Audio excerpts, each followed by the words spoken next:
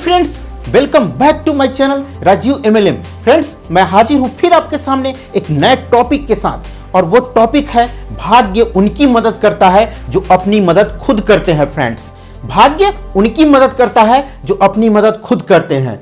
दोस्तों, चलिए अब इस टॉपिक को मैं कहानी के माध्यम से इलाबोरेट करना चाहूँगा। ये कहानी एक गांव की है। एक गांव में बहुत बड़ा मंदिर रहता है और वहीं पे एक पुजारी रहा करते थे। पुजारी उसी मंदिर में पूजा कराया करते थे और वहीं पे रहा करते थे।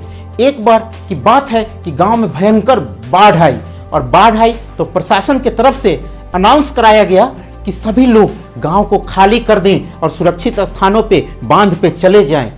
तो सारे लोग एक एक करके चले गए और इस बीच में सरकार की तरफ से कुछ जीपें आई और जीप सभी लोगों को ले जाके सुरक्षित स्थान पे छोड़ दी। लेकिन जब जीप में जो बैठे जो लोग थे सरकार के कर्मी, वो बाबा के पास गए, पुजारी बाबा के पास मंदिर पर, और उनको बोले कि बाबा चलिए, बाढ़ आ गई है और इसको खाली कर दीजिए मंदिर को। तो पुजारी बाबा बोले कि आप जाइए, मेरी रक्षा तो भगवान करेंगे। और उन्होंने उनको मना कर दिया, वहां से नहीं निकले।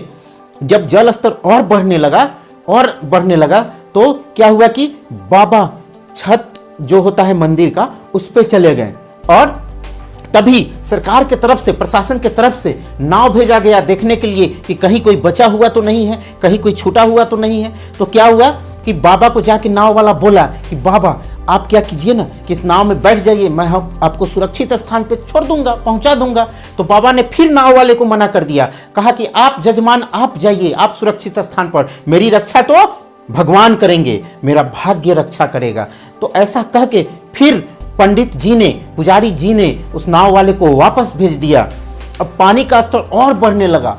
अब बाबा क्या किए कि छत के ऊपर जो गुंबद होता है उसको पकड़ के लटक गए, धीरे धीरे चढ़ के उस पे। देखे कि अब तो बच नहीं सकते हैं तो उस पे लटक गए। अब उसी समय सरकार को अंदेशा हुई कि कोई ना कोई आदमी गांव में छूटा हुआ होगा, इसलिए हेलीकॉप्टर, सेना का हेलीकॉप्टर भेजा गया कि निरीक्षण कीजिए कि कहीं कोई बचा हुआ तो नहीं है। जब सेना के अधिकारी हेलीकॉप्टर से निरीक्षण कर रहे थे तो उन्होंने देखा कि मंदिर के गुंबद पे एक आदमी गुंबद पकड़ के लटका हुआ है। तो वो पास में आए, हेलीकॉप्टर के रस्सी के माध्यम से रस्सी वाली सीढ़ी गिराए और उनके पास आए और बोले बाबा इस रस्सी वाली सीढ़ी के थ्रू आप हेलीकॉप्टर में आ जाएं, हम आपको सुरक्षित स्थान तक पहुंचा देंगे। तब भी बाबा का कहना था कि आप अपना काम कीजिए, आप जाइए जजमान, मेरी रक्षा तो ईश्वर करेंगे, भगवान करेंगे, मेरा भाग्य रक्षा करेगा। इस पे अंततः मजबूर होके सेना के अधिकारी भी वापस चले गए और बाबा उसी पे लटके रहे। और जब जल का स्तर काफी बढ़ गया और वो मंदिर जलमग्न हो गया तो बाबा भी जलमग्न हो गए और पहुंच गए जहां पहुंचते हैं। जब पहुंचे, जैसा किंवदंती है कि मरने के बाद लोग ऊपर जाते हैं ईश्वर के पास, तो बाबा भी वही पहुंचते हैं। और बाबा जब पहुंचे तो देखे कि भगवान भोलेनाथ का दरबार लगा हुआ है। वो सभी लोगों का लेखा जोखा ले रहे हैं, बगल में यमराज बैठे हुए हैं, चित्रगुप्त है, सब लोग हिसाब किताब कर रहे थे कि किसने क्या किया, किसने पाप किया, किसने अच्छा किया, ये सब सोच रहे थे। वो लोग गुना भाग कर रहे थे, कैलकुलेशन निकाल रहे थे कि किसको क्या किया जाए, किसके साथ। तो वहां पे क्या हुआ कि ये लाइन लंबी लगी हुई थी, कतार। तो बाबा का गुस्सा सातवें आसमान में था, वो गुस्सा रहे थे पूरा अंदर से, उनके मन में था एकदम कि हम कैसे मर गए, हम कैसे आ गए यहाँ पे, वो गुस्सा रहे थे। ज्यों ज्यों इनका नंबर नज़दीक नज़दीक आते जा रहा था ईश्वर के पास, तो इनका गुस्सा और बढ़ते जा रहा था। जब इनकी बारी आई तो ये जाके डायरेक्ट पूछते हैं ईश्वर से, भगवान बताइए कि मैंने आपका सुबह से लेके शाम तक, जवानी से लेके बुढ़ापा तक आपका सेवा किया, फिर आप बचाने क्यों नहीं आए, क्यों नहीं बचाने आए और मुझे छोड़ दिए मरने के लिए, क्यों, आखिर मेरी क्या गलती थी। तो भगवान मुस्कुराते जा रहे थे। फिर ये बोले कि आप मुस्कुरा रहे हैं और हम इस तरह से हमको मार दिए, हम मर गए, हमको लेके आ गए यहाँ पे और आप मुस्कुराए जा रहे हैं। तो भगवान बोले कि देखो, जो वो गांव में जीप गया था उसको किसने भेजा था, मैंने ही तो भेजा था। वो गांव में जो नाव गया था उसको किसने भेजा था, मैंने ही तो भेजा था। और वो जो हेलीकॉप्टर गया था सेना का, उसको किसने भेजा था, मैंने ही तो भेजा था। तुमको क्या लगा, तुमको लगा कि साक्षात हम भोले शंकर के रूप में आएंगे आपको बचाने, ये लगा था आपको। उस समय भी अगर हम आते भोले शंकर के रूप में तो आपको संशय होती, आप बोलते कि आप असली के भोले बाबा है कि नकली के भोले बाबा है, आप क्या बोलते हैं, आपको संशय रहता। इसीलिए दोस्तों कहा जाता है कि भाग्य उनकी मदद करता है जो अपनी मदद खुद करते हैं।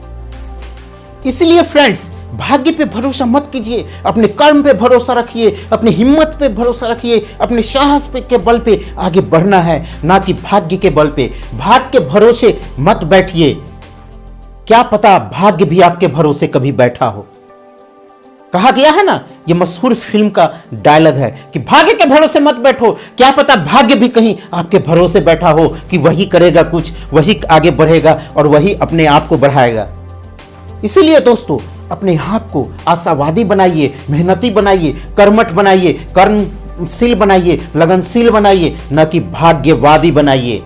जो लोग सोचते हैं ना कि भाग्य मेरा अच्छा होगा, मेरा भाग्य अच्छा कर देगा, उसका आज तक कुछ नहीं हुआ है। कभी भाग्य से कुछ नहीं होता है दोस्तों, जब भी होता है कर्म के बदौलत होता है, कर्म के बदौलत होता है।